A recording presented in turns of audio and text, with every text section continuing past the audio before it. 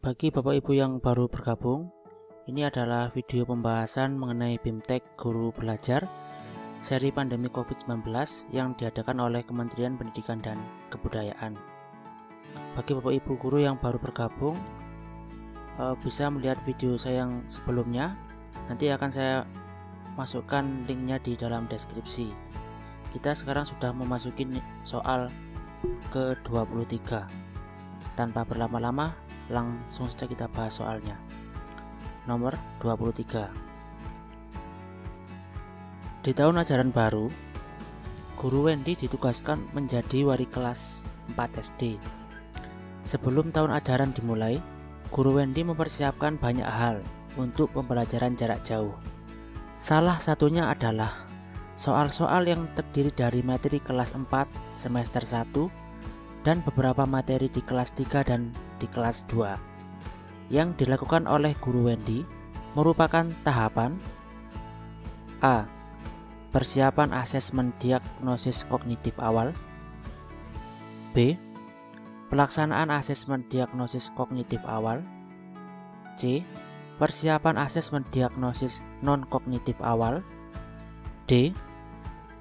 Pelaksanaan asesmen diagnosis non-kognitif awal. Di sini kita cari kata kuncinya Bapak Ibu, bahwasanya yang dilakukan oleh Guru Wendy adalah sesuatu yang berhubungan dengan kompetensi atau sesuatu yang berhubungan dengan pelajarannya. Berarti dari situ sudah jelas yang dibahas adalah asesmen yang kognitif. Berarti yang non kognitif kita abaikan dulu.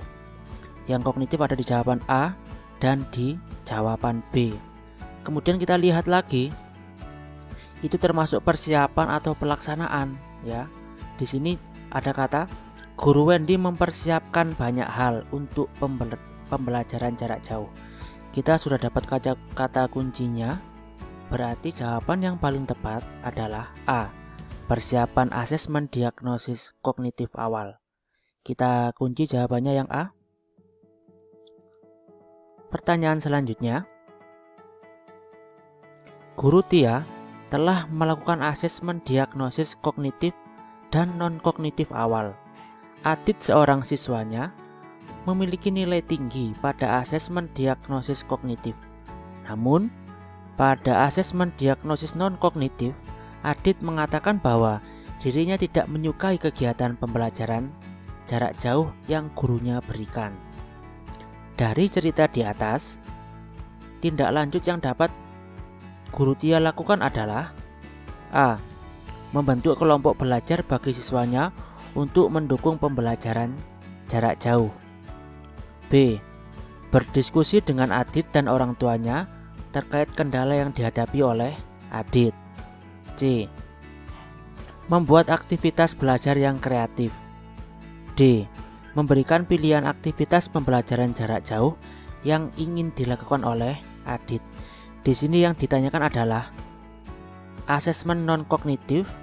Siswanya merasa jenuh dengan kegiatan pembelajaran jarak jauh. Untuk opsi jawaban A, itu menunjukkan bahwasannya asesmen yang kognitif. Nah, kemudian yang C juga seperti itu. C menunjukkan bahwasannya asesmen diagnosis yang kognitif. Begitu juga dengan yang D. Maka jawaban yang paling tepat adalah yang B. Berdiskusi dengan Adit dan orang tuanya terkait kendala yang dihadapi oleh Adit. Soal yang selanjutnya.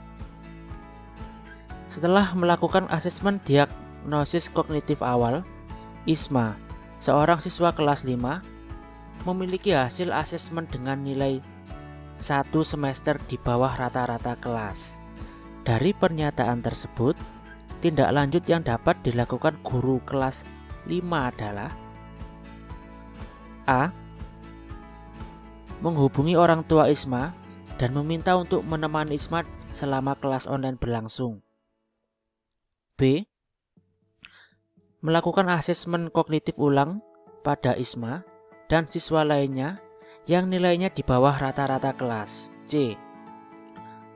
Mengelompokkan siswa dengan nilai di bawah rata kelas untuk mendapatkan pelajaran tambahan. D. Menghubungi orang tua Isma dan menyarankan untuk Isma cuti sekolah, ya. Jawaban A. Menghubungi orang tua Isma tidak menunjukkan penyelesaian, ya. Karena ini yang menjadi tolak ukur adalah siswanya. Siswanya tersebut mempunyai nilai di bawah rata-rata kelas. Kemudian yang B, melakukan asesmen kognitif ulang kepada Isma dan siswa lain yang nilainya di bawah rata-rata.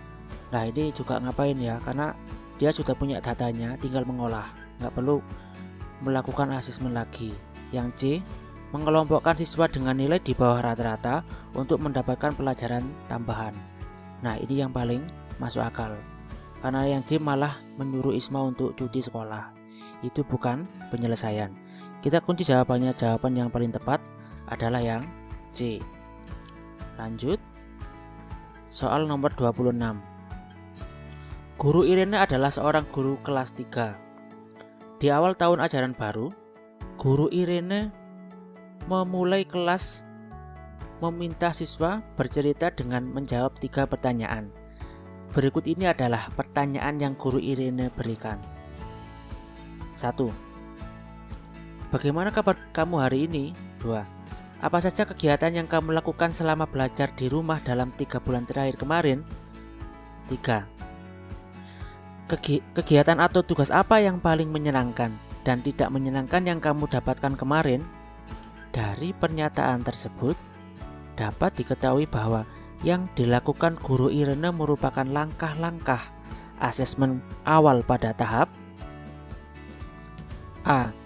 Persiapan asesmen diagnosis kognitif awal. B. Pelaksanaan asesmen diagnosis kognitif awal. C. Persiapan asesmen diagnosis non-kognitif awal. Dan yang D. Pelaksanaan asesmen diagnosis non-kognitif awal. Kita cari kata kuncinya Bapak Ibu. Di sini pertanyaan yang diajukan oleh Guru Irene menunjukkan bahwasannya pertanyaan-pertanyaan yang di luar dari materi pembelajaran. Ya, berarti yang non-kognitif. Kita cari jawaban yang ada kata non-kognitifnya. Kita abaikan dulu jawaban yang kognitif. Ada di opsi C dan opsi D. Kita lihat lagi, di dalam tahapannya ini termasuk dalam persiapan apakah sudah masuk di dalam pelaksanaan. Di sini ada kata kunci, Guru Irene memulai kelas. Guru Irene memulai di kelas meminta siswanya bercerita dengan menjawab 3 pertanyaan, ya. Jadi ini sudah kelihatan bahwasanya bentuk asesmennya adalah ada di dalam pelaksanaan, bukan di dalam persiapan. Jadi kita kunci jawabannya. Jawaban yang paling tepat adalah yang D. Pelaksanaan asesmen diagnosis non-kognitif awal. Pertanyaan selanjutnya. Asesmen untuk belajar dapat digunakan untuk A.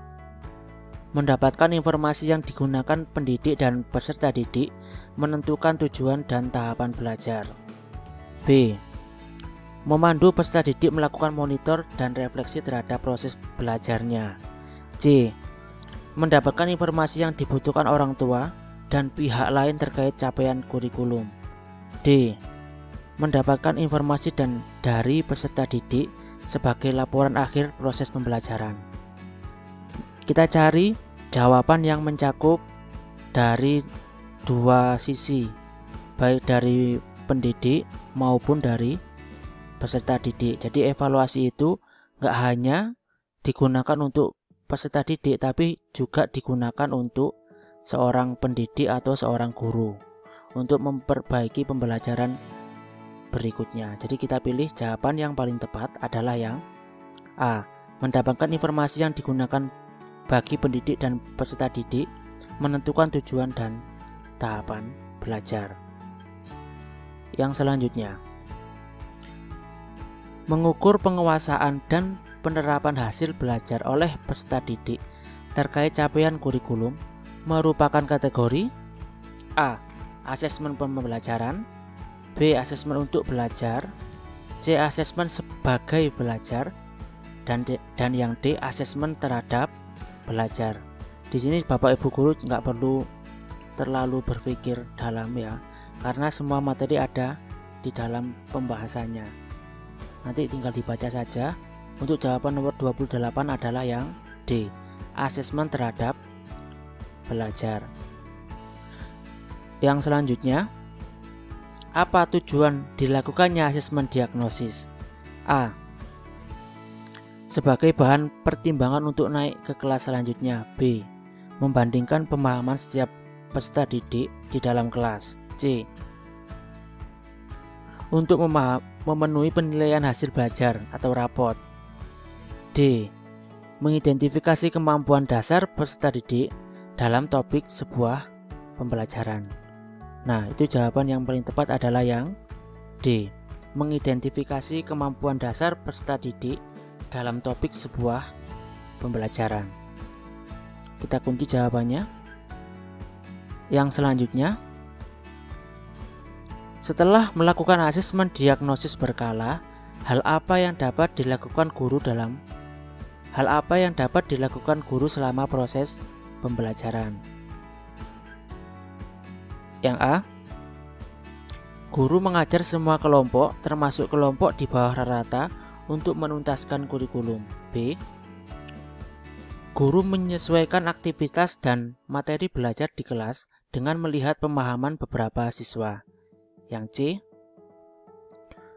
Guru melakukan asesmen diagnosis kembali pada siswa yang tidak tuntas sebelum memulai semua materi. Yang D. Guru menyesuaikan aktivitas dan materi belajar di kelas dengan peningkatan rata-rata semua murid di kelas. Yang ditanyakan adalah setelah melakukan asesmen diagnosis berkala, hal apa yang dapat dilakukan guru selama pembelajaran? Nah, jawaban yang paling tepat di sini adalah jawaban yang D. Guru menyesuaikan aktivitas dan materi belajar di kelas dengan peningkatan rata-rata semua murid di kelas. Kita kunci jawabannya. Pertanyaan yang selanjutnya. Asesmen diagnosis berkala termasuk A. Asesmen pembelajaran. B. Asesmen terhadap belajar. C. Asesmen formatif. Dan D. Asesmen sumatif. Nah, untuk soal-soal yang seperti ini, Bapak dan Ibu guru tidak perlu menghafalkan istilah-istilahnya ya. Karena soal yang seperti ini sebenarnya hanya diambil dari materi, kemudian dipotong dan dijadikan sebuah soal ya. Jadi menurut saya ini gampang kalau misalkan nanti Bapak Ibu sudah membaca materinya. Jadi tinggal cari aja ini. Untuk soal nomor 31, jawaban yang paling tepat adalah asesmen formatif. Kita kunci jawabannya. Lanjut ke soal yang selanjutnya. Nomor 32. Asesmen diagnosis berkala merupakan asesmen formatif berdasarkan tujuan dan prinsipnya. Hal ini terkait dengan sebentar. Nah, ini ya. Kalau kita teliti di soal nomor 31, soalnya seperti ini. Asesmen diagnosis berkala ... Apa jawabannya? Di soal nomor 32 kita lihat, asesmen diagnosis berkala merupakan asesmen formatif. Nah, ternyata soal nomor 31 jawabannya ada di soal nomor 32. Nah ya, sebenarnya kalau kita mau teliti soal seperti ini itu tidak diperbolehkan, apalagi pada tingkatan BIMTEK yang seperti ini. Bahkan kami pun guru nggak boleh membuat soal yang seperti ini ya. Ini mungkin sekedar koreksi saja. Saya ulangi lagi, soal nomor 32. Asesmen diagnosis berkala merupakan asesmen formatif berdasarkan tujuan dan prinsipnya. Hal ini terkait dengan A. Pemeriksaan kemampuan belajar peserta didik untuk membantu proses belajar. B. Berfokus pada proses belajar peserta didik dan dilakukan di akhir semester.